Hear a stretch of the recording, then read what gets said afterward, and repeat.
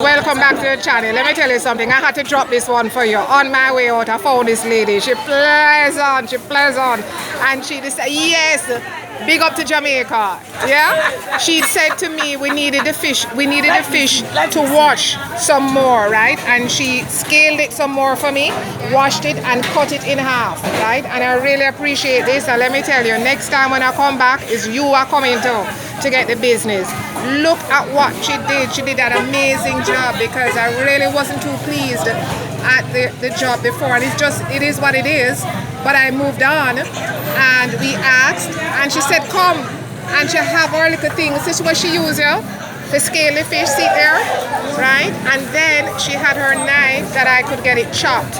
So Diane is well pleased, and I just wanted to bring this, and I want to tell you this: keep on being as pleasant, keep on being as willing, because you never know when the big will come. I will never forget you for doing this. I not going to forget you, and I'll always come back to you, right? Medasi, guys, Dan is signing out. Just wanted to bring this to you.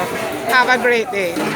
God bless, and remember, please share, like, subscribe, and hit the notification bell. One love.